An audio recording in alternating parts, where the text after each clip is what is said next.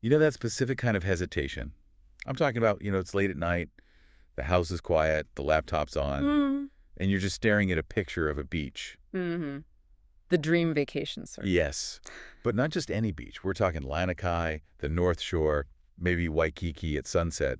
You can almost smell the salt air. You're right there. And you've got the credit card out, the dates are picked, you're hovering over that book now button, and then you just stop. You Yeah. freeze. The post-2020 hover. It's a real thing. It is. It's And that little voice in your head that goes, hang on, is it really open? What if I get there and the rules change overnight? what if my dream vacation turns into a 2-week quarantine with bad room service? Exactly. We all have this, like, a lingering travel anxiety. We want the trip, but we're just terrified of the logistics. We've been trained to expect a problem. Right. So today, that's what we're going to tackle. We're going to try and cure that anxiety by looking at the on-the-ground reality of traveling to Oahu right now in 2025 and beyond. And we're not just guessing here. We've got a really interesting set of source materials. We do. What are we looking at? We're digging into a really comprehensive guide put together by a local operator. But what makes it so useful is that it's not just a sales pitch. They've pulled together information from the Hawaii Department of Health, the CDC, the U.S. Department of State, even international groups like Smart Traveler Australia. Wow, so it's like the ultimate cheat sheet for anyone thinking of flying to Honolulu. It really is. I've read through it, and I gotta say, the picture is, Yeah. it's different than I expected, but let's be responsible.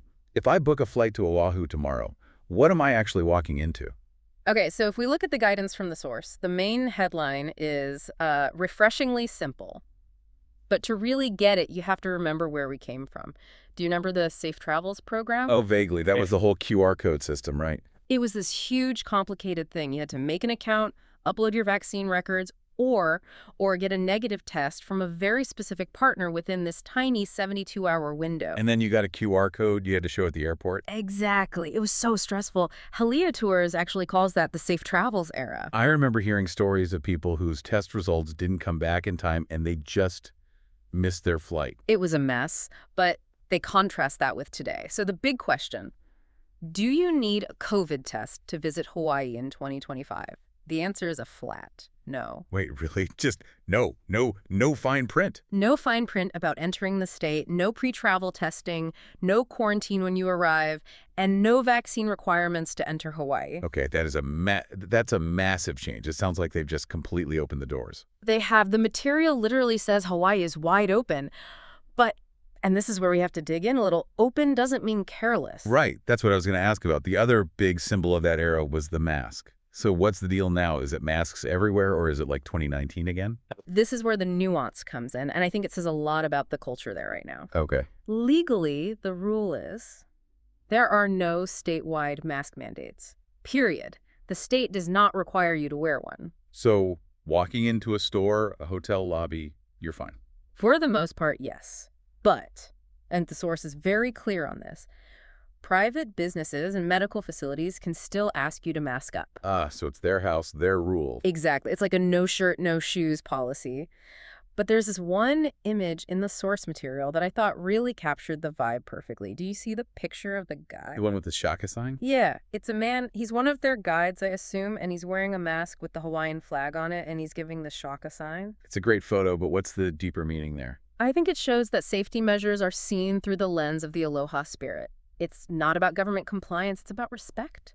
If a little shop asks you to wear one, or if you choose to wear one around elders, it's seen as an act of community care. It's not political, it's just courteous. I really like that. It reframes the whole thing from being a rule to being a good guest. Exactly. But, okay, I have to put on my Anchorage Traveler hat again. Please do. That's why we're here. I'm so happy it's open, but that little voice is still there. I'm thinking, okay, it's open today. What if a new variant pops up while I'm on the plane? What if the rules change while I'm sipping a Mai Tai on the beach? That is the what-if factor. And honestly, that's probably the most valuable part of this whole deep dive. It's not just knowing the rules now, it's knowing how your travel partners will react if things go sideways. So how does a company like Halia even handle that? They can't control government policy. They can't. But what they can control is their response. And their policy is, it's really a masterclass in what we should all be looking for in any travel company right now. Okay. They point to their experience during that whole Safe Travels era as proof they can handle it. Their protocol is no shortcuts. If the state issues a guideline, they follow it instantly. Okay, I get that. Certainty is better than confusion. But if my tour gets canceled because they're complying, Yeah.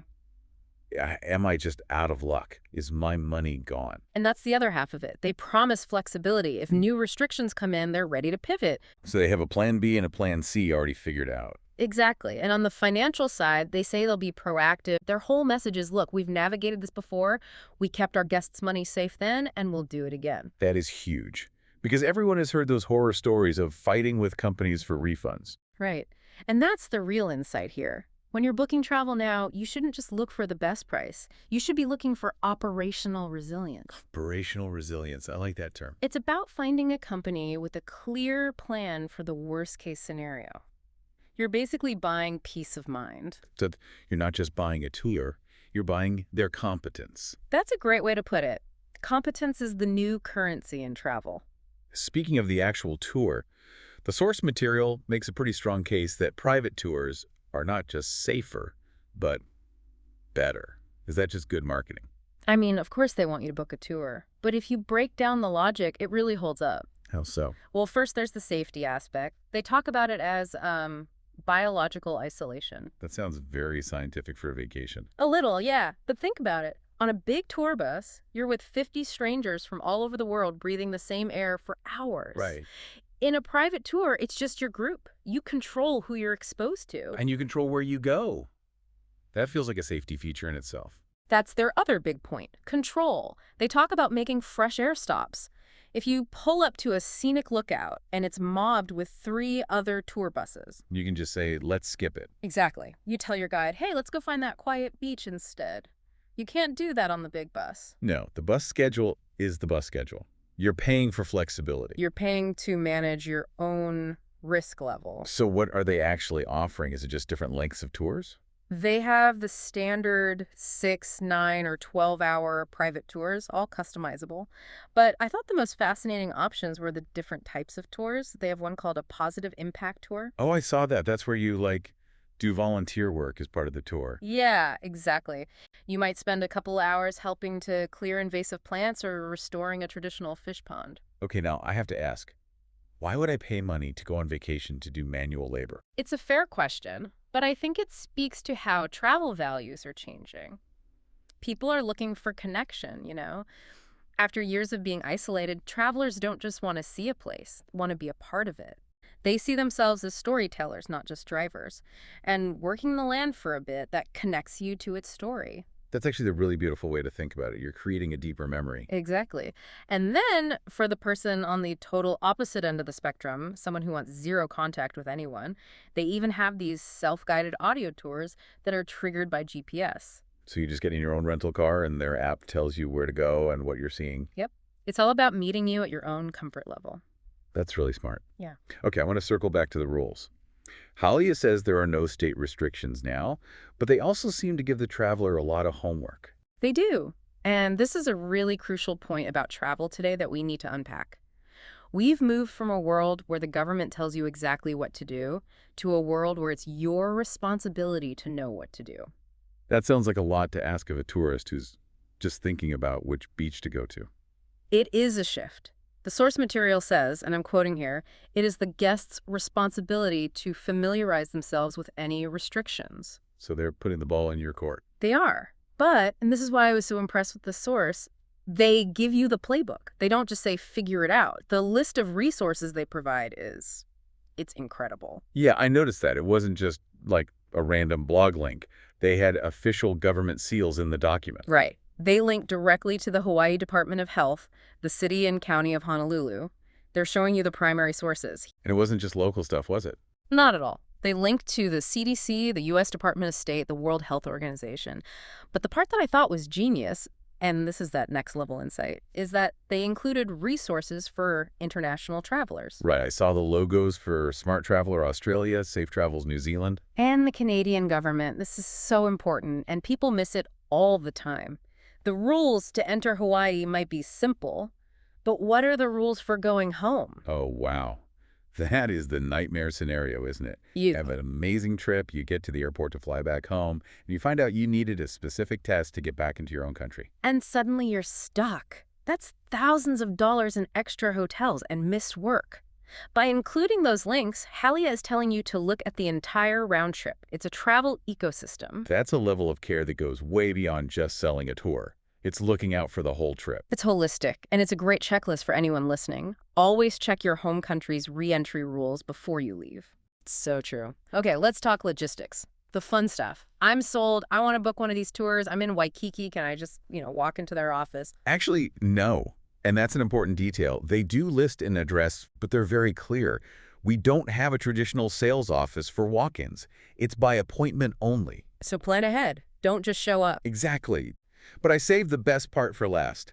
There's one little perk hidden in the text that I knew you'd love. Ooh, let me guess. Does it involve shave ice? It does. The source says that if you subscribe to their blog and check in on social media during your tour, you get a free shave ice. Okay, forget everything else we've talked about. This is the most important travel tip. Free shave ice. Let's unpack this. It's a small thing, but it's actually a brilliant strategy.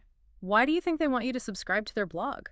Well, to market to me later, right? That's part of it, but also, that's their direct line of communication for safety updates. If the rules suddenly change, that blog is how they're going to tell you. Oh. So the shave ice is a bribe to get me to stay informed. It's a behavioral nudge. They are incentivizing you with a fun, authentic treat to connect to their most important information channel. It connects the safety part with the fun part. That is genuinely brilliant. Come for the safety protocols, stay for the rainbow syrup. It works. So if we step back and look at the whole picture. Yeah. We started with this anxiety, this hover over the book button. Yeah. Where do we land now? I think the main takeaway is, yes, Hawaii is open. The major barriers are gone. But the profile of a smart traveler has evolved. What do you mean? The smart traveler today isn't just hunting for a bargain. They're booking with an operator like Halia who has a public resilience plan. They're doing their homework on the return trip requirements. And they're actually engaging with their tour operator. And getting free shave ice for their efforts. You should always get the shave ice. But seriously, you touched on something earlier that I think is the bigger theme here. This idea of curated safety. I really believe that is the new frontier of luxury travel. Tell me a little more about that. Well, a few years ago, safety meant compliance. You did what the government told you to do. Right. Today, safety has become a personal choice. It's a premium product. You choose a private tour over a crowded bus, not because you have to, but because you value having control over your environment, your airflow, your peace of mind. So the real luxury isn't the fancy hotel room. It's the ability to control your own bubble. Exactly. Curated safety is the new luxury amenity. And as the world keeps opening up, I think we'll see more and more people willing to pay a premium for that guarantee of adaptability.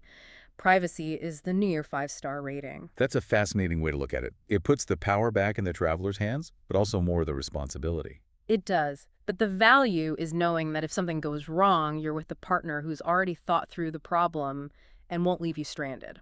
Well, I have to say, I feel a lot better about clicking that book now button. That anxiety is mostly gone. That's the idea. Just, check the rules for getting back home before you go. Always the voice of reason. This has been incredibly helpful. Thank you for walking us through it. My pleasure. Safe travels, everyone. We'll see you on the next deep dive.